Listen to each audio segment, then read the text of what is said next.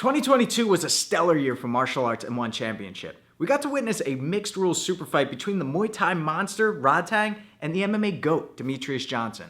We saw legends retire and newcomers take over. And for a striking nerd like myself, not only was it a treat to watch, but it also acted as great study material. And so, today we're going to focus on 3 lessons learned in 2022. The first takeaway is that all good striking starts in the... what body part? How many of you said feet? It all starts in the eyes, because I need to see you first to know where to move my feet and angle my body and position my shots. And it was a reoccurring theme where we saw the fighters who had the stronger eyes had the better striking. Let's take a look at 3 examples. First up, we'll look at Panpayak Jitmuangnon knocking out Savas Michael. In this exchange, you'll notice that Panpayak steps in and Savas Michael tries to keep him away with a rear push kick. When that fails, he resorts to just closing his eyes, bringing his guard up high and tucking his chin. But that's not enough because Panpayak is able to thread the needle with that small MMA glove, firing off the lead hook that slips through the guard and knocks Michael Savas out. Then he adds insult to injury by following up with that rear kick that seals the deal. It's like my Muay Thai coach used to say back in the day, if you close your eyes, the monsters don't go away. In fact, they get a whole lot worse. If you keep your eyes open, you're able to at least roll with the shots or brace from it. But people always say the shot that you don't see coming is the one that knocks you out. And if you close your eyes, you're never going to see the shot coming. Muay Thai World Grand Prix. Panpayak unofficially winning 10. Oh, smack bang! Smack bang!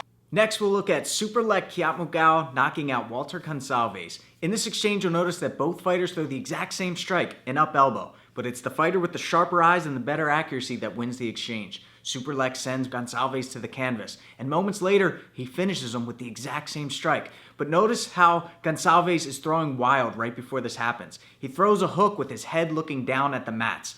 Not good when you're going against an elite level striker like Superlek. And he capitalizes on this moment, again stepping in with that up elbow and knocking out his opponent, winning the fight. Right back up and his belly up again. That's a knockdown for sure. Last example of fighters with strong eyes is Fairtex against Jaroonsak with one of my favorite elbows that happened not just this year, but of all time. What Stamp does to set this elbow up is notice how she flares her arm out as if she's throwing a hook. In fact, that's what Jahin thought was coming. She brings her arm up to protect that side of the head, and feints are designed to make you do things you don't want to do, like close your eyes and move your arms in positions that make you vulnerable.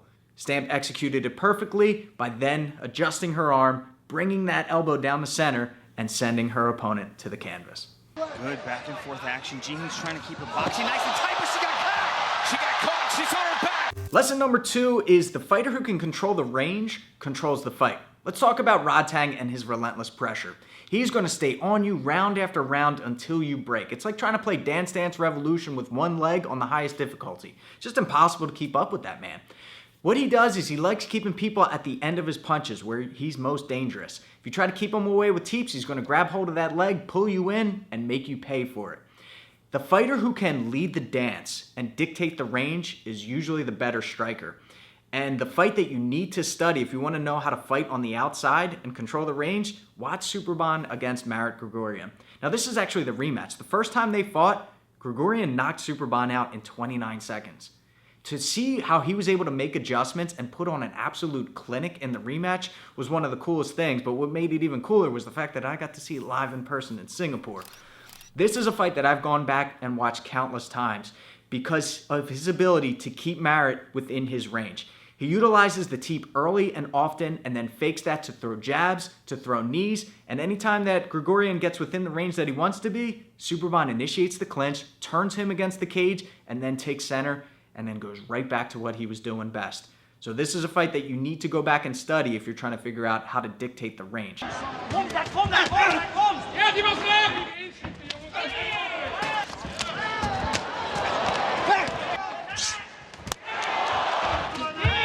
And lesson number 3 is one that we all need to hear time and time again, is that it ain't over until it's over. We're going to look at 4 different clips here where we thought the fight was absolutely finished. First, starting with Angela Lee against Stamp Fairtex. Outside thigh kick. There's a mean look on the kisser and Stamp. Oh! Angela's hurt! Angela's been hurt to the body before. Stamp's jumping on her. Here it comes! Here it comes! No! Angela survived! But she's hurt! The body's hurt! Stamp's digging to the body again. She keeps going to it. Stamp smelling blood in the water! Here comes Let's see if she can stay upright. Oh no, a torquing, wrenching takedown. 10 seconds left. And survival.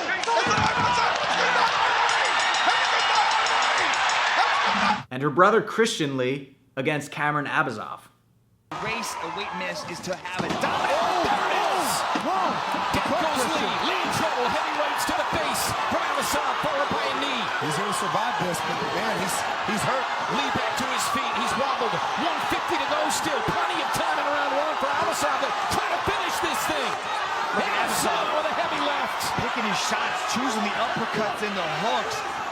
Not really emptying the gas tank, just picking his shots and landing big, big punches. Huge shots. Can Lee survive it? He's out on his feet. Minute and a half left to survive this. He's out on his feet right now. He needs to shoot. He needs a takedown. He can't keep eating these shots.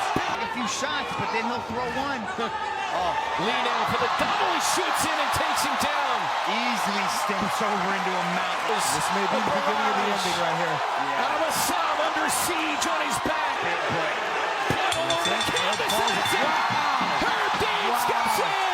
Rigi and Ursul against Arian Sadakovic. Right hand from Sadakovic doesn't get through. Left hand does. Good hand combinations by the challenger. Here comes Sadakovic. Flying knee. Flying knee. He's dropped it. Is Ursul going to make it out of the second? Jumping knee from the jab and a hook and a body shot. Jumping knee again. Knees to the ribs there. Ursul coming on strong from the get-go. Could not afford for Ursul to start to find rhythm in this final round. Let's go! Hold! Let's go! Busy round for both men, not a lot separating them in it though. And still. And Liam Harrison against Wang Tai. Harrison is dropped. On his cut. Drop and cut. Surround, let's go! Long tie, celebrating prematurely. Oh, again! That was two in the space of what, 2 seconds? Let's go! Crazy. Long Ty's feeling it, pushing forward. Harrison needs to do something. Liam's going to dig deep. He's going to dig into the well of gastrointestinal fortitude. And the elbows down. Here comes the zombie. Oh, he caught him! The edge is back! He dropped it! He dropped it! He dropped it! This is crazy! Here comes Liam! Here comes Liam! Let's go! This is stupid! This is crazy! Go Liam! He's done it!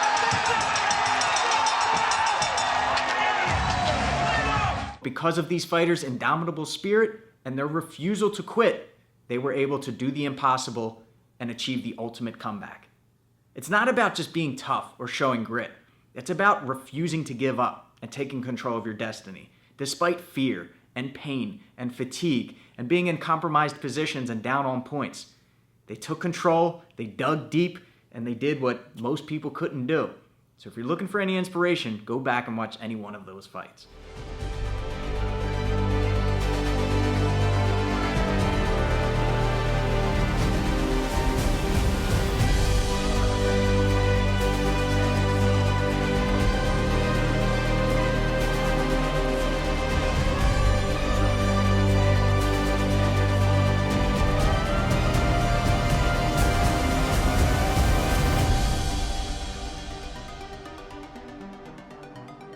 I would just like to take this moment to wish you all happy holidays and a healthy, prosperous, positive new year. We've got a lot of great film that we can study from 2022, but we've got some even better matchups lined up for 2023 in One Championship, starting with one on Prime Video on January 13th.